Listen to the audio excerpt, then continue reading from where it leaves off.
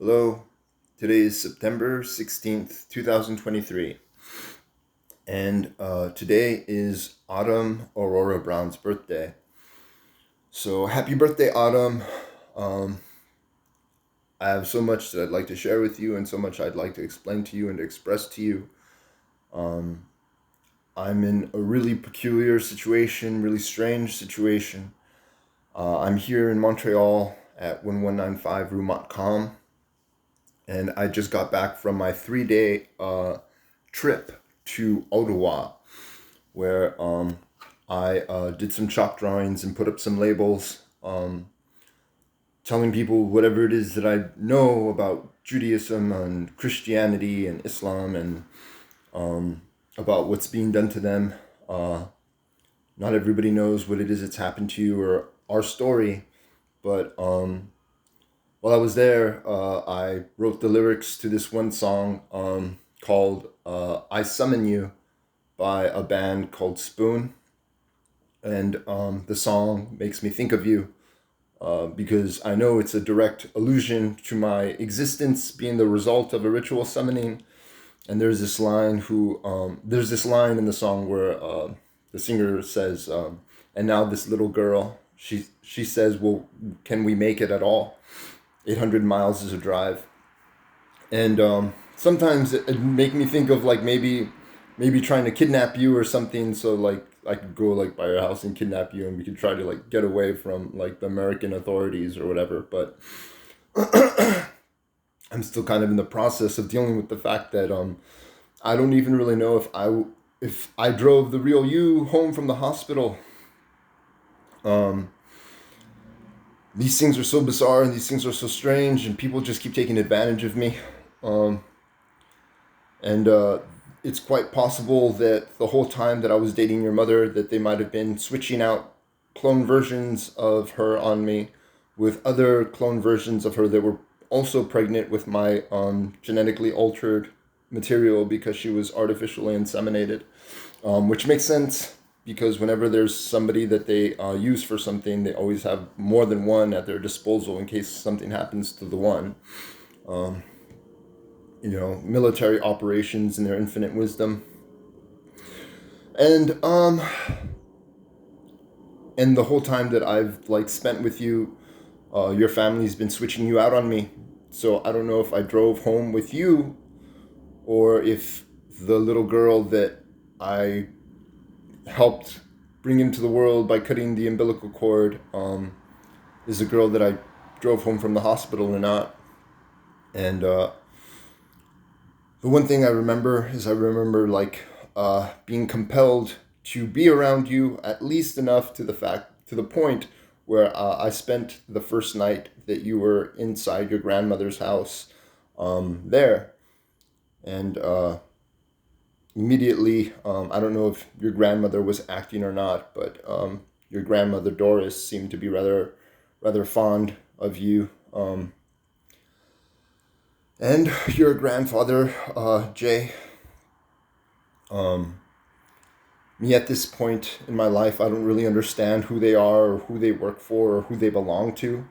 I understand that I am in fact a slave, and I understand that you are also in fact a slave.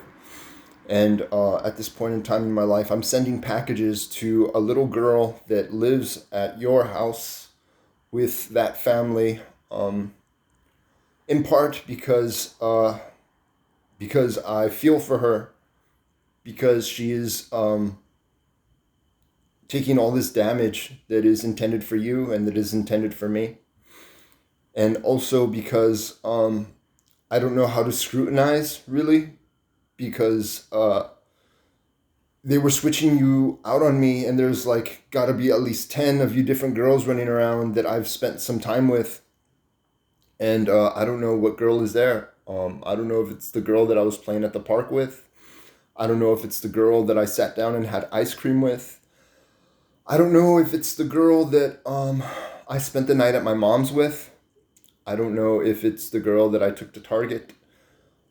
I don't know what girl this is, but I know for most purposes that she's there because of you, and if she's there because of you and she has to put up with the terrible conditions of living with those people and being a government slave and being a slave to the Italian mob or whoever they're slaves to, then I need to make it my business to make sure that she has things. And I at the very least hope that at some point in time you'll hear about the things that I've done for her, or that you'll see the things that I've done for her, and then you'll engage and take an interest in those things as well. I mean, essentially, those things are for you, but those things are also for her, because I don't want her to be in a situation where she doesn't have something. And I'm not really sure what that girl's story is, if she's just a disposable, expendable government clone. Um, if she's just a disposable, expendable government clone, she probably doesn't have a father. And if she does have a father, he's probably not a very good father. And if she does have a father and he's not a very good father, then um, she's probably suffering more than just sexual abuse and sexual misconduct. She's probably kept in ignorance, and they're probably not too interested in building her psychologically or cerebrally or intellectually. And those are all things that my dad tried to do for me, and I would love to do for you, and I would love to do for all the other girls that take damage as being Autumn Aurora Brown and otherwise. So I know it's a little bit of a darker note, but at the very least, I want to say that happy birthday, wherever you are. Um, I know I'm not smart, and I know I'm not on point, and I'm extremely restrained, and I know I've been taken advantage of a lot, just like they took advantage of my father a lot. But it's hard for me to kind of turn my back on a situation um, where everybody's in danger and where my actions actually dictate the outcome of a situation. And this situation has been imposed on me, and it's been imposed on me in a rather disrespectful manner. But I think that one day maybe you'll like see that it's not necessarily, it wasn't necessarily the wrong thing to do to stick your neck out for people that deserved it. Um, I know, like, I don't really know. I know that everybody says like the superhero thing and like the heroic thing and the acts of heroism thing are like objects of vanity and things like that. And the Arab, noble Arab warrior mystic thing is like a vain thing, but I'm being like psychologically abused, and like I need something to kind of help curb my behavior and to kind of keep me loyal to an idea. And the heroes of, the comic book franchises and the Japanese cartoons kind of help to inspire and encourage me. Especially because at this point I don't know what's true and what's not true about our history, since I don't really have any historical figures to kind of be my foundation for as to how to be. Everything about who I am and where I come from has been hidden from me. At the best, my best guess is that I'm a German, Yemeni, Saudi Arabian, Indian, native Asian from here and from Germany and from England. I don't know where I come from. Mediterranean. I don't know. Like if you look at my face, I look roughly Mediterranean Arab. I suspect that I might have traces of some sort of Greek from some Greek island somewhere, but I'm not entirely certain. Obviously, I'm a little resentful towards the Greeks because of the Greek church and the homosexuality thing. But I know that I know at the very least that I'm German and Mexican, and I'm trying my best to kind of follow through to make sure that the people living in poverty and ignorance aren't neglected or completely destroyed by my actions, because that's something that my father would have expected from me. Um, I really don't know what my father would have done if he had known what it was that was going on around him, and how he would have responded. But even though his behaviors were also influenced and contained, one of the things that I saw as being a predominant characteristic was that he was always concerned for people. He was always eager to share knowledge with people, and he was always relatively eager to do nice things for people. And that's something that I would like to embody. My father, at the very least, uh, instilled, anti-racist ideas and themes in me, and a certain level of values. He didn't really believe in God, but he was raised as a Christian when Christians still had a certain level of ethical values or morals and values. Now, like, everybody just says they're Christian and sells drugs and fornicates and performs fellatio and sodomy, but that's not the way that it used to be, and something somewhere along the way changed, and I guess somebody was exposed as the villain, and people stopped caring, or people stopped worrying about those kinds of things. Um, so, um, I'm sorry about all these like ugly and dirty things. But the one thing that I can give you is it was brought to my attention that you and your clone sisters actually have like some cool little things too. Uh, I take characters like Bruce Banner and Superman and Batman and all those different people as gifts in some sense, and Goku something to aspire to be like, something to inspire me, so something that can encourage me and strengthen me as I'm going through whatever it is that I'm going through. And I know that you might be jaded and you might be angry at the world, and you and your sisters might be jaded and angry at the world. It's a situation that I really don't have too much control of. Obviously, if I could, I would lock you up in a giant castle and keep everybody away from you until you were like 30. And I wouldn't let anybody even know you exist. But uh, but I'd also make you polylingual, and also I would also teach you everything that I possibly know and everything that there is to know about everything, as well as your brother. I don't know. I don't know. I don't think your older brother, is probably too fond of me because I've just never been a part of his life. But I'm trying my best as much as I can for both of you. My um, but the one thing I wanted to say was that it's come to my attention that you are also might be the inspiration for the most popular girl cartoon that was on Cartoon Network, which is the Powerpuff Girls, which actually alludes to the fact that you aren't just my child, but also the work of some sort of kooky scientist somewhere. Because and that you came from a test tube. um, which again I don't really have any control over, because eventually, like, essentially, I'm just like, what, I'm a big cow or something.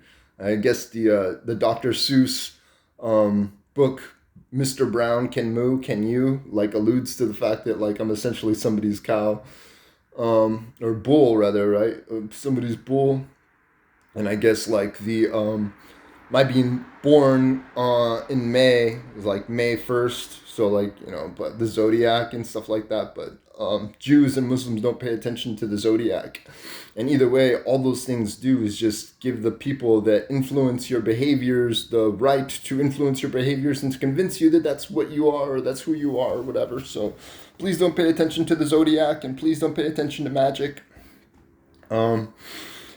I know, because you are part native. If there are like some things that like come off as like folk beliefs or things like that, I mean, as long as it comes from God, and it alludes to worshiping God righteously, and it doesn't oppress anybody or transgress in any way through like spiritism or anything like that, you should be okay.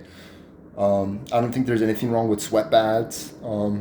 Vision quests don't seem like they would be like the worst thing in the world if it wasn't for the fact that we have psychics that influence our perceptions and our feelings and our consciousness. So it seems like it'd be really easy to get into a lot of trouble by relying on those things. The same things with um, like like taking narcotics or something to like get a spiritual experience or something. Please don't do those things, because it's really easy to influence you and to create images in your mind when you're under the influence of those things. Please try to avoid THC, and please try to avoid LSD.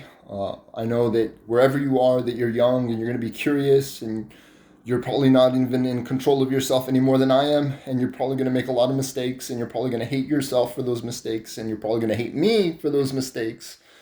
But I'm glad you exist wherever you are, and I'm glad your brother exists. Like I said, I don't reject you both. I don't reject you both. I just hope that you guys behave.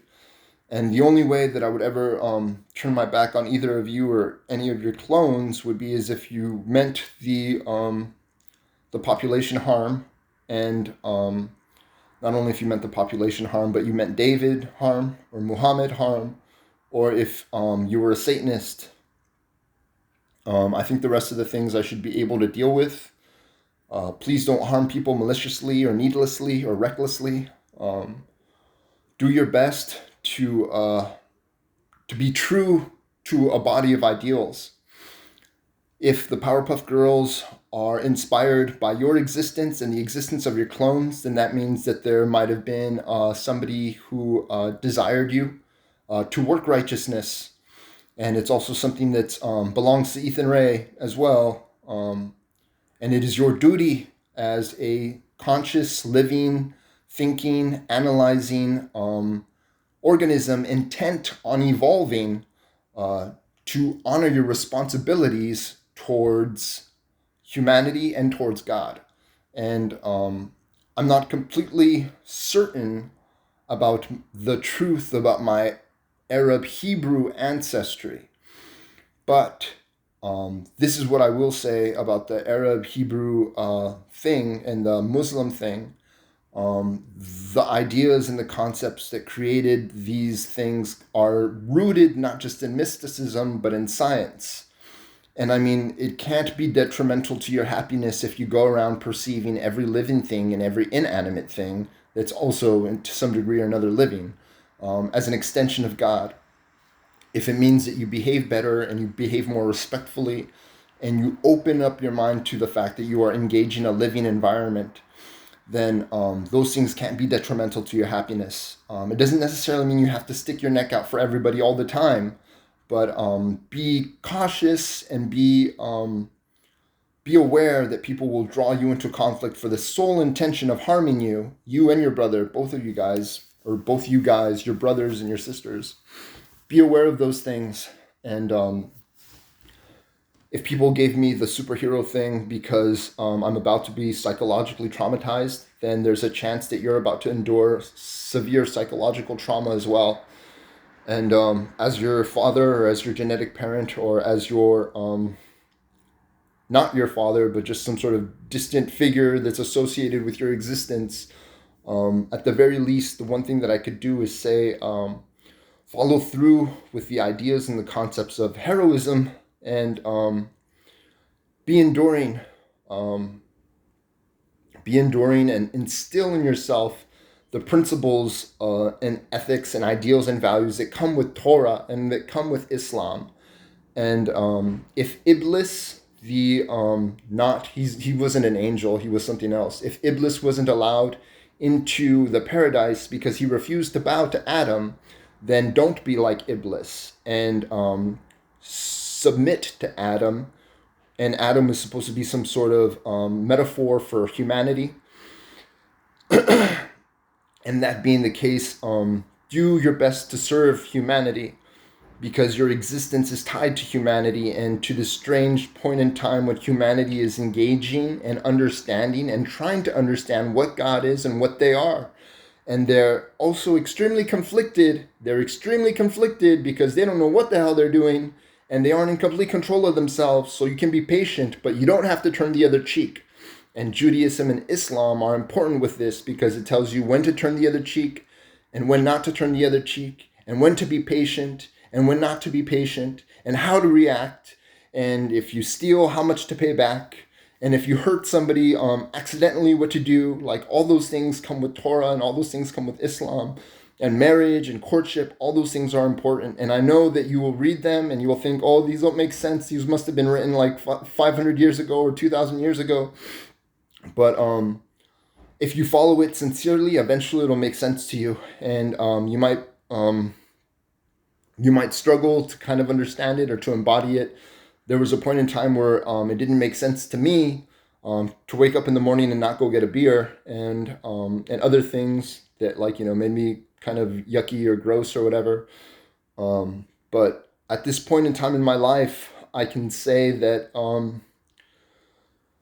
they make a lot more sense now, because I'm actively experiencing these things, and I know that this might be the end of my life. As far as I know, I should have died about 7, 8 years ago, maybe 10 years ago, in North Hollywood Park, obviously in California. And there was also all these other messed up things that have happened to my body and happened to me, and I kind of think that I'm barely hanging on. But the one thing that I don't want for you and your sisters is for you girls, or your brother, for you guys to wind up on the street and not have anything to do, or not have anything to show for yourselves. My best advice would be is to just try your best to be literate. Like I said, I want you guys to, like, try to get a degree in some sort of field, so that you can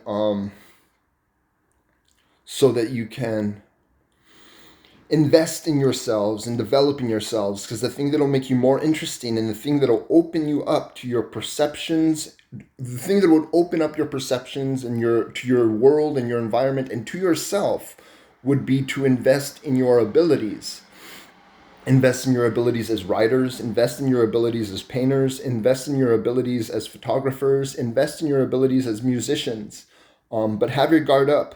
The world is a strange and unforgiving place. And it's not all just, fluffy clouds and mystical rainbows and stuff like that. It's like kind of like a messed up place, as obviously your clone sisters know, because they're the victims of severe abuse, and nobody seems to know why these people are so abusive, or why these people are acting this way. I don't understand it. I don't understand what it could have possibly have been that I've ever done to any of these people, that they would just choose to assault my family or choose to assault my children. But obviously, we're some sort of target, and if we're about to endure severe psychological abuse and we are still alive, then we serve some purpose, and the purpose has to be for the global community, and to endure whatever we must endure at God's side. And that's the best explanation that I have for why we exist at the moment.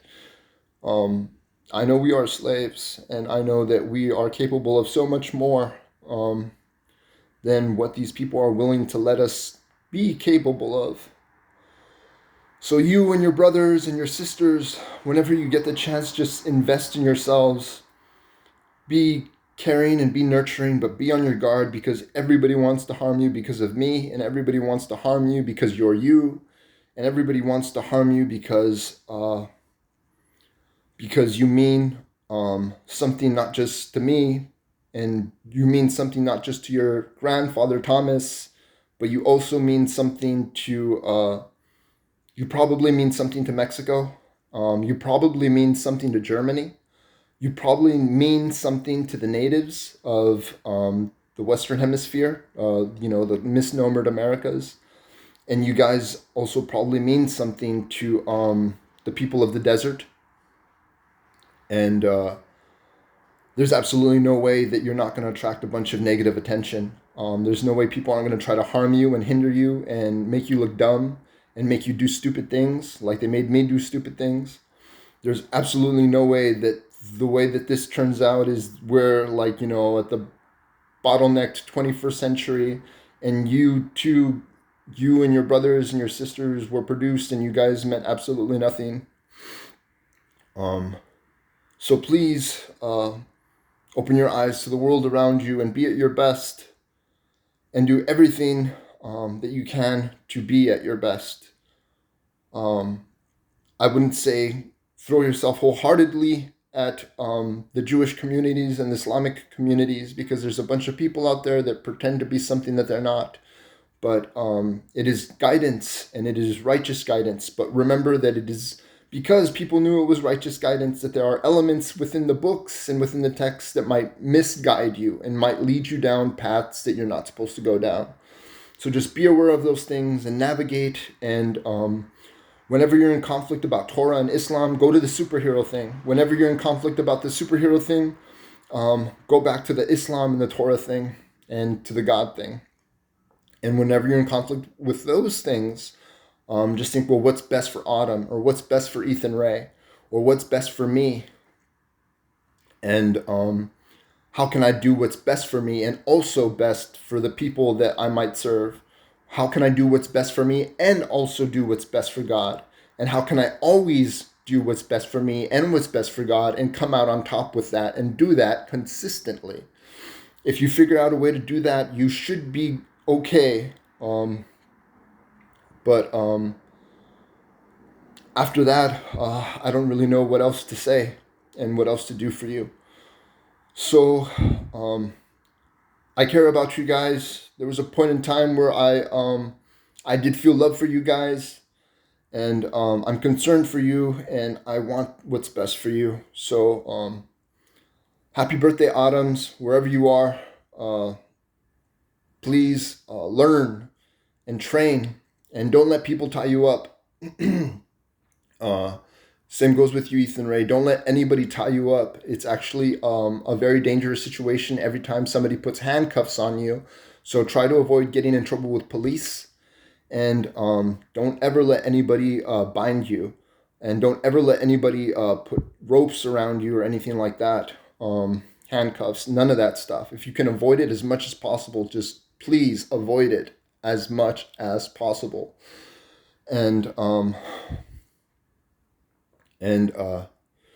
keep your guards up and worship God, please.